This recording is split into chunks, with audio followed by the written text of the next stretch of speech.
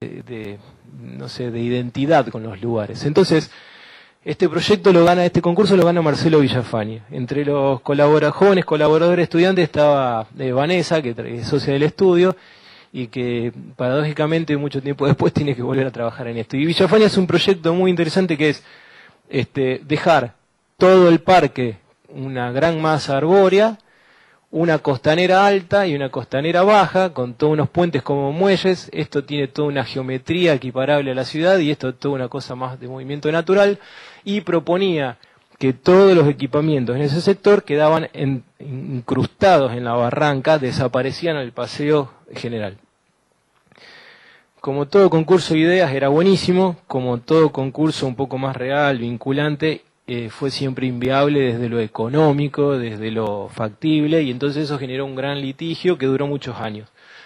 Mucho tiempo después, en un proceso de conciliación, le encargan a Marcelo Villafañe un proyecto para este lugar en estos nuevos mecanismos de construcción de ciudad que son mixtos entre privados y públicos, en donde hay un proyecto público enunciado por la municipalidad, o en este caso el negro Villafañe, y un privado que tiene que presentarse con un grupo de arquitectos y desarrollarlo. Entonces, Villafañe propone un bar en este lugar, ya sobre el terreno de la barranca, y toda una secuencia de senderos y caminos con parte de las lógicas que estaban enunciadas brevemente.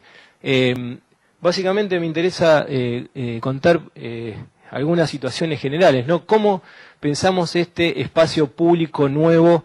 En realidad no nuevo, porque estaba, como lo veíamos acá, es un espacio que estaba, si se quiere, subutilizado, porque estaba liberado para el uso público, pero que no tenía ninguna lógica de uso o de programa. Y nosotros nos gusta pensar un poco a estos espacios públicos como un edificio a cielo abierto, o sea, resolver las cuestiones infraestructurales, resolver las cuestiones de equipamiento, resolver los distintos ámbitos con la forestación, con la sombra, con los seco, con lo mojado, con lo verde, con lo gris, para poder apropiarse de múltiples formas todos.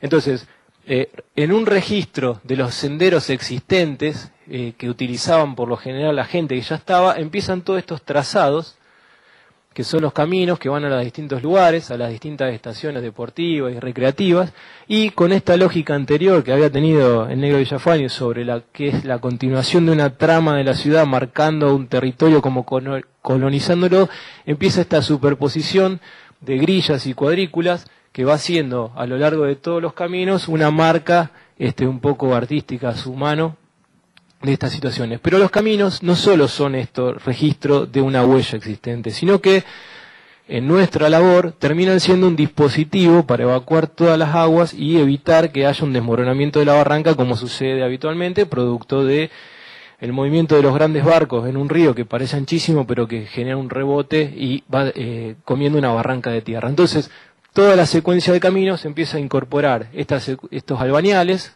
como un dispositivo para ir sacando el agua con todas las pendientes, empieza a remover todo lo que está abajo, que nos encontramos con playas de ferrocarril intactas, sin mover, solamente tapadas con tierra, y hacer todo un tendido infraestructural para resolver estas cosas.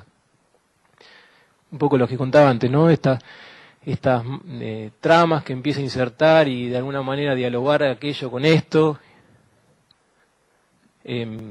Todo lo que les comentaba antes, todo esto que nos empezamos a encontrar empieza a ser de repente una cantidad de durmientes y vías que en lugar de sacarlos, trasladarlos y generar un costo adicional innecesario, empezamos con la misma lógica anterior, la de la superposición sobre los caminos, conformar distintos lugares de apropiación dentro del parque.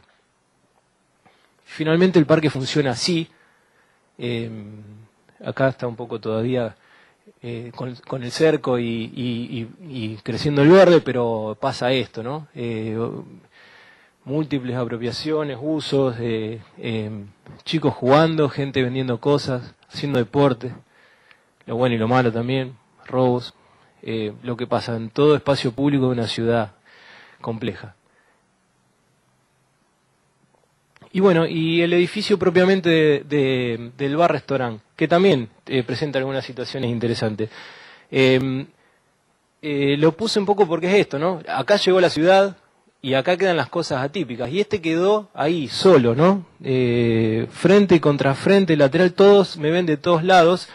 Y para que alguna vez se enfrentó a resolver un restaurante con su proporción de espacio utilizable y de espacio de servicio, es difícil estar tan expuesto. Entonces, con Marcelo Villafañez pensamos de alguna manera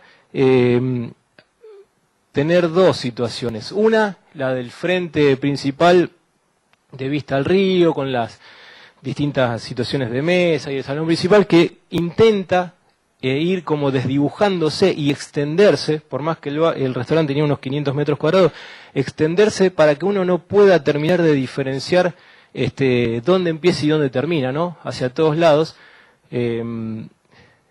Esto, de alguna manera, se ve acá graficado, cómo estas cosas se van extendiendo, y por el otro lado, la parte más sólida que trata de, corriendo este pequeño fragmento, construirse un patio de servicio al cual se dan entrada de proveedores, sacada de basura y todas las cosas específicas del programa. Entonces, entre estos dos mundos aparece este edificio que intenta tener resoluciones materiales y constructivas sacadas de las lecturas de las cosas que están en el lugar, hormigones vistos, ladrillos vistos, techos de chapa, un poco ese diálogo con los lenguajes de las construcciones ferroportuarias de toda la zona y la dificultad que le incorpora el negro de que las cargas de la gravedad no se vayan al suelo de la manera más rápida y directa, que para cualquier ingeniero va en contra de cualquier lógica económica, pero que para él era su gran entretenimiento. Entonces de repente hay una estructura que tiene unas vigas de 8 metros de voladizo, que para soportar cargas de viento tienen conformación en L.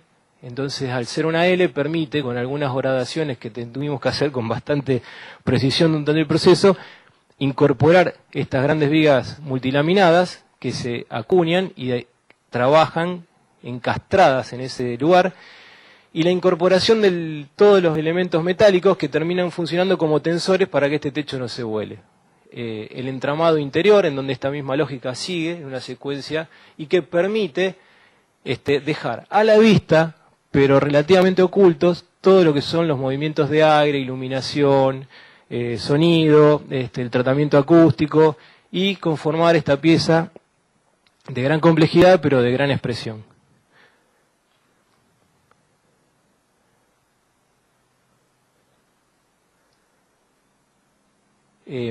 Hay una situación particular también, la incorporación de un desnivel para que en esta secuencia, desde la ciudad, atravesando el restaurante y la visión más preciada del paisaje y del río y la costa y los barcos, quienes están sentados más lejos y están sentados más cerca tengan con estas 2 o 3 escalones poder ver por sobre las cabezas de todos y lograr la equidad de todos los que utilizan el salón. Bueno, y un poco para finalizar este recorrido un poco extenso, hace poco pensando, ¿no?, en el tema de construir ciudad y hacer arquitectura, si yo tuviese que elegir una obra de la ciudad de Rosario que verdaderamente es la síntesis de esta operación, es el Centro Cultural y el Colegio Español en el Parque de España, obra del arquitecto Bohigas y su estudio. Para mí esta es de alguna manera la mejor obra de arquitectura de la ciudad de Rosario, o está entre las mejores obras de arquitectura de la ciudad de Rosario, independientemente de algunas cosas un tanto figurativas como las columnas o hasta el propio lenguaje de las ventanas.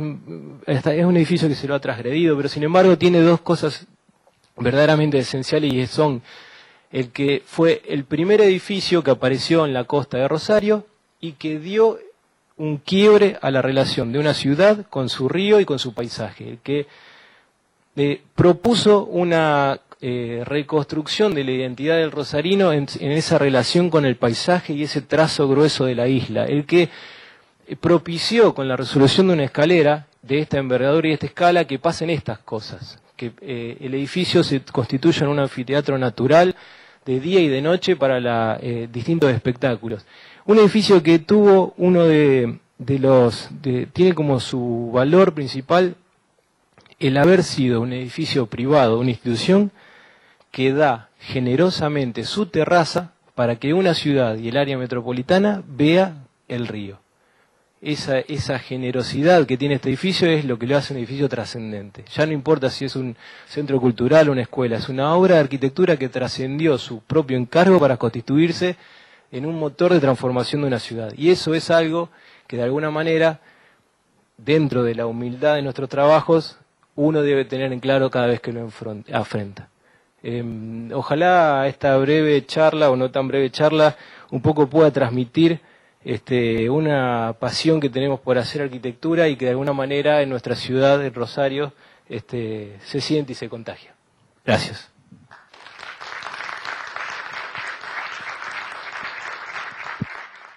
Por supuesto que si alguien quiere hacer una pregunta. A eso iba. Le alcanzamos el micrófono. Una relación un poco horizontal. La mecánica, el procedimiento proyectual habitualmente, ¿cómo se desenvuelve? Es decir, hay muchas ideas y se elige, hay una ecuanimidad tal que permite elegir la mejor, hay uno que empieza con un procedimiento proyectual y después hay otra gente más dedicada al desarrollo. Sí, algo de eso hay. De todas maneras, es lo que ahora estoy leyendo ágilmente, es un brainstorming, digámosle, una tormenta de ideas. Cuando aparece un trabajo, el trabajo es de todos, entonces es un trabajo que está sobre la mesa y todos tienen la libertad de opinar. Hay un momento muy horizontal. Después, por supuesto que hay una cuestión operativa y hay un líder del trabajo que es el que entabla la relación con el comitente mayoritariamente. Y también, por distintas cargas horarias que tenemos, producto de que, como decía, somos docentes, hay también de alguna manera el que lleva la mayor carga y el que va haciendo las complementaciones. Después funciona como un equipo, como delantero, mediocampista, arquero y defensor. Después hay un equipo, pero a mí lo que me interesa es que el trabajo en equipo lo que genera es que no hay caprichos o no hay de alguna manera cuestiones de autor. Es un trabajo, uno tiene la libertad de proponer y todos los demás, tal vez producto de que, como decía, somos una familia y entonces todos estos pro y contra, uno puede decir con la mayor de las crueldades que lo que hizo el otro es una porquería porque lo quiere. Entonces, y lo respeta básicamente, entonces vale. Eso es un poco nuestro trabajo. Y también las experiencias suman. Digamos, nosotros nos nutrimos de los más jóvenes por cierto grado de libertad para proponer, y yo que me considero el más grande, soy el que va de alguna manera recortando situaciones. Yo digo más grande, pero con mi hermano Esteban tenemos, no sé, 2 años de diferencia, estamos en parecidos, digamos, vamos recortando situaciones producto de la experiencia que hemos ido acumulando de hacer. Entonces, en esa mecánica un poco salen las cosas. También tiene un poco que ver, los procesos son un poco más ágiles. ¿Por qué? Porque cuando hay varias cabezas pensando algo y por lo general son cosas diferentes, si uno lo lleva a una persona tratando de hacer esas múltiples verificaciones, los procesos más largos. Entonces antes hablábamos un poco de esto de los concursos, ¿no? Que ¿por qué nos gusta hacer concursos? Uno básicamente es por eso, porque uno rápidamente explora varias situaciones, determina sus pros y sus contras y elige. Por supuesto que no hay una verdad sobre las cosas. Uno elige con la que se siente cómodo, con la que se identifica, con la que cree que tiene una intención de contar algo y lo desarrolla. No sé si te cerré un poco la pregunta.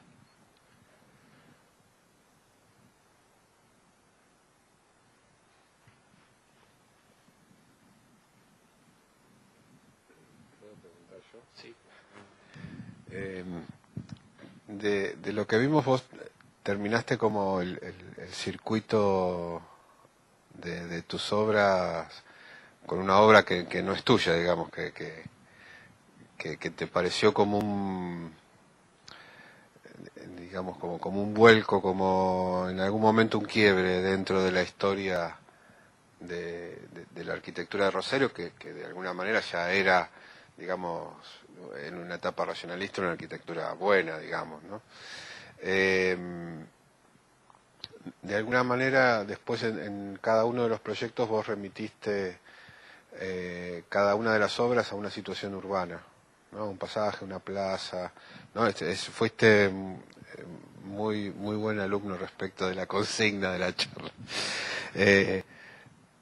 Pero en ese sentido, o en independientemente de los encargos, ¿no? Un edificio, digamos, de renta, de departamentos, todos tienen como una componente urbana, a veces restringida por el propio programa o el propio terreno. Contaste algo pocos del tema de la materialidad en algunos proyectos, ¿no? Y por ahí me gustaría si hay una relación, digamos, con la materialidad inmediata, de primera mano cuando se empieza a charlar sobre las cosas, o es una cuestión posterior, o cómo lo ven. No. Es el malabarista. Es una cosa simultánea. Hay múltiples entradas a los proyectos y la cuestión de la materialidad, pero no, digamos, la materialidad pensada con la lógica de una estructura, el material y la definición del espacio y la forma. Eso es una cosa que da la vuelta constantemente desde el arranque. Por diálogo con el entorno. O sea, muchas veces el registro de datos del entorno y de algunas decisiones tomadas cercanas, uno rápidamente las incorpora y las tiene. Otras veces, y un poco más crudo, es calculadora. O sea, no sé, hablamos cosas grandes, pero hace poco, no sé, contaba unas casas que hacemos para procrear. Y bueno, hay lógicas materiales constructivas, producto de saber cuáles son los jugadores que uno tiene para poner en la cancha y quién va a hacer esa obra y cuáles son los recursos, y entonces eso aparece. A veces tiene que ver con cuestiones referidas a los tiempos, últimamente, pero también desde lo económico. Por ejemplo, de los últimos concursos que hemos realizado y de los cuales estos dos últimos que ganamos, nuestra propuesta es hacer estructuras metálicas, hechas gran parte en taller y montadas en obra, porque creemos que de esa manera estamos logrando agilizar los tiempos y estamos pudiendo concretar más rápidamente las inversiones, porque todos los procesos que se han extendido mucho en el tiempo, hormigonados, en distintas secuencias, de losas, tenemos algunas verificaciones en donde hoy en día la condición de nuestra coyuntura es que cuando los plazos se alargan no nos alcanza. Cuando tratamos de concretar rápidamente 2 o 3 operaciones y después montamos, compensamos y lo logramos. Entonces todas esas preocupaciones de los procesos edilicios, de la cuestión económica, de que reinterpretar formas del lugar o lógicas del lugar, están desde el primer momento. No son cosas que se entran en la salsa más adelante, no, está entre los primeros ingredientes.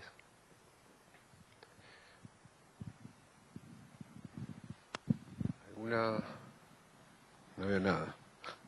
¿Alguna pregunta? Yo, para cerrar, te pido alguna anécdota del trabajo con el negro Villafañe que tengas por ahí guardada y cerramos. Bueno, en realidad yo sí, no me acuerdo si lo dije antes o lo dije en la charla. Nosotros nos formamos en los 90, en Rosario. Yo ingresé en la facultad en 90, 91, mis hermanos terminaron un poco después, pero somos una generación que pasó por la facultad de Rosario de los 90. Yo he tenido compañeros de facultad excelentes, no sé, era compañero sigo siendo porque somos docentes juntos, el Centro Municipal Distrito Noroeste lo hice con Mauro Gribarello, Kaki Campodónico, hicimos los concursos como estudiantes, Juan Germán Guardati, chicos de mi generación que si ustedes miran alguna Bienal van a ver sus obras y eso es algo impagable, poder compartir esas experiencias. Y también desde algún punto de vista, en paralelo a la facultad misma, que ya era rica, nosotros vivimos un momento muy intenso del grupo R rosarino laburando, que eran Gerardo Caballero, Rafael Iglesias, el Negro Villafañe, Rubén Palumbo, que había invitado, a el Pitu Fernández, personaje de la cultura rosarina, Augusto Pantaroto, generaciones que movilizaron y trajeron a Rosario, no pasando por Buenos Aires, como usualmente sucede muchas veces, Capital Federal, arquitectos españoles y arquitectos portugueses que nos mostraron una forma de hacer arquitectura. Hace poco, el año pasado, haciendo un workshop con Ramón Sanabria en Rosario, que coordinaba él, me dijo, España hizo durante los 80 y 90 y parte poco de los 2000, pero no tanto, una gran obra pública con estudios de arquitectura chicos. Estudios de arquitectura que eran 2 socios y 4 dibujantes. El más grande tenía 4 socios y sin embargo hicieron una gran obra pública. Y todo eso se fue contando y transmitiendo en distintas charlas de estos ciclos. Entonces, nosotros de alguna manera hemos ido viendo todo eso y nos hemos animado. Porque básicamente el Centro Municipal de Distrito es un concurso de joven animado, producto de motivarse, de ver todas estas cosas. Por supuesto, habiendo trabajado en otros estudios, visto un poco la cocina de cómo se piensa un concurso, cómo se desarrolla, ¿no? Esas cosas también, la práctica profesional que uno hace, según con quién la haga, es más o menos didáctica y pedagógica, y eso suma mucho en las cosas. Pero yo creo que ese combo ha hecho de que muchos de nosotros nos animemos a hacer las cosas y lo hagamos, por supuesto, apasionada y comprometidamente, porque también uno no solo es animarse, sino que es, como antes decía, no sé, a mí, si me preguntan, ¿te gusta trabajar? Sí, pero no soy un fanático del trabajo. Lo que pasa es que hago algo que me gusta tanto que cuando yo no me doy cuenta estoy trabajando. O sea, si yo voy por la ciudad y voy mirando ventanas, balcones, no sé, materiales, buñas, edificios más altos, más bajos, y yo me voy paseando, pero sin embargo, evidentemente uno va trabajando. Pero la pasión que uno hace las cosas. Dentro de ese grupo apasionado, lo más lindo era la heterogeneidad. Eran todos tipos muy comprometidos, pobres, me estoy matando a todos, me van a matar. Pero es tan grande eso lo que pasa, es tan grande. Son todos tipos con distintas ópticas y aproximaciones. Sin embargo, se sentaban todos y todos se respetaban porque todos sabían que lo estaban haciendo con el máximo de compromiso e intensidad. Y entonces, no sé, a mí me tocó trabajar con el Negro Villafañe, hice un concurso con Gerardo y me ha tocado hacer algunas maquetas para Rafa Iglesias y bueno, el más desopilante es el Negro Villafañe. Y una de las cosas que contábamos previo a la charla es que trabajando con esto en Río Mío, en un momento, no sé, el Negro Villafañe quería darle una pendiente al techo de chapa, por más que sea un sándwich especial con poliuretano y no sé, de 2 centímetros por metro. Negro, 2 centímetros por metro no nos va a dar. Dice, va a entrar agua. Dice, sí, lo que pasa es que el agua es muy finita. O sea, yo esperando que me dé una solución milagrosa de por qué lo quería hacer. Qué sé. Entonces, bueno, esas cosas son simpáticas, digámosle, pero después hay que resolverlo. No tiene 2 centímetros. No tiene 2 centímetros. Bueno, gracias. Gracias a ustedes.